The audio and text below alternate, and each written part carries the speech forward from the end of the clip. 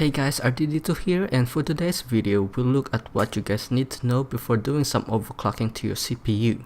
And hopefully your CPU won't sound like this. The thing goes and the boom. Sorry guys, I just had to do it. Man, it's been in my head for days.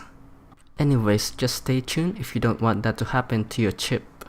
In terms about this topic, most processors that have a good overclocking capabilities are designed towards hobbyists and gamers. Surely it's useful in gaming, but only for titles that are CPU intensive. Also, you'll see the benefits much more in professional software such as the Adobe Premiere Pro and AutoCAD, that its speed will increase significantly in terms of its rendering time. Basically, that's the benefits of overclocking your chip. Getting more performance for the cost of what you've purchased it for. A basic explanation about overclocking is that your CPU will increase the multiplier or the frequency of your processor to get more cycles or speed per second to make it run faster. Basically what it does to your processor is it changes the clock speed over the manufacturer's recommended base clock speed to get more performance out of your CPU. One more thing is that they are designed to go much faster than they were sent out to the customers. Which truly meant is, it can give you more extra boost just waiting for you to use it. You're probably thinking now what I was thinking before as well. Why don't just companies put their CPU's clock speed on its highest rate?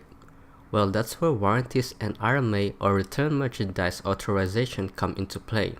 Failure rate is needed to be considered by Intel and AMD. Simply put, if more people overclock the CPUs, that will translate to a higher failure rate, and by stepping onto their shoes, that can worsen the brand image and lose more money because of warranty returns and having to repair or replace and ship them back out.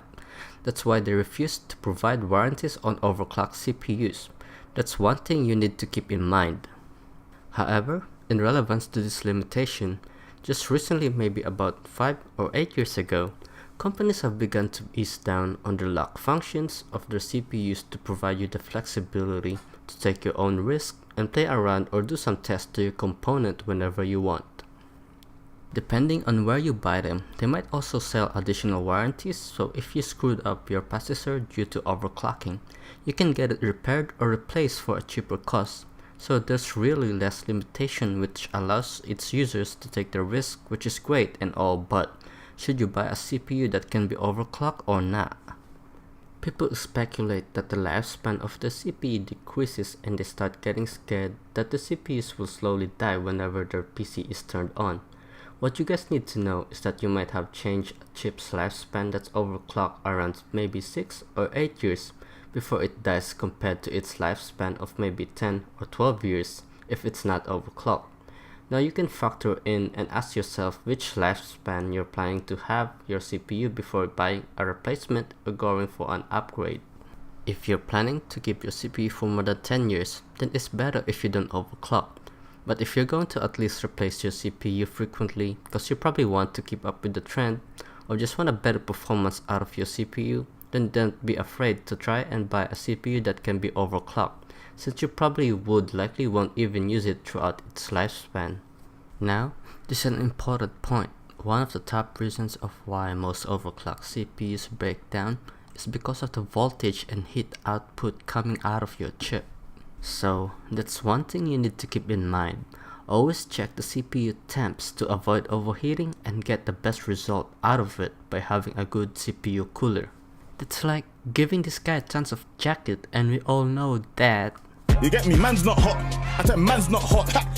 I tell him man's not hot. Like, damn, man probably wearing an insulator or something. You know that also goes to your CPU.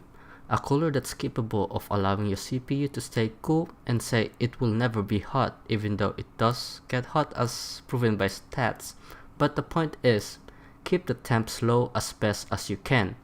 The reason why I'm informing you this is because again, heat is one of the main reasons for most dead CPUs, and that also include even those that aren't even overclocked. So whatever price you put on your cooler, that would often what you'll get in return. So probably don't go too cheap on it like those lightweight coolers out there. There's different type of coolers out in the market that you can choose from, and they can range from a fan cooler all-in-ones, and liquid coolers. I won't go explaining which one you should choose, but I'll make a video about it soon, so make sure to stay tuned. Continuing with overclocking CPUs, you guys need to remember that there's no significant difference or correlation between the amount of voltage and the temperature. What I meant by that is, for example, a chip running at let's say 1.35 volts, and you've upped it to 1.375 volts. That's only a 0.025 change, and the temperature most likely going to increase, but not on a straight line or create a significant difference between the two variables. When added a little bit of voltage, like in this example, and for most chips, a sudden spike on the temperature can occur, and result can possibly be different for everyone or for every chip. That's why you should plan out and reduce the risk of blowing your CPU by reading or watching guides, or even trying contacting the manufacturer of your specific product on how to properly overclock your CPU if you don't know how to do it.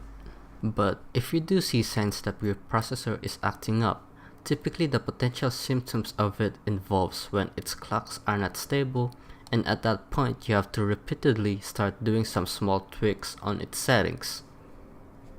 A few more things that I need to inform you guys before I forget is that if your CPU can be overclocked. An example is Intel CPUs with the letter K in their model number. Also, make sure your other components beside your CPU supports overclocking, especially your motherboard. And don't forget that the power supply unit or PSU is responsible for providing clean power to the system. If you went with a cheap PSU, or bought one with insufficient watts, then there's a chance that it cannot provide the needed power and potentially can overload and fry your other components when stressed even just a little bit.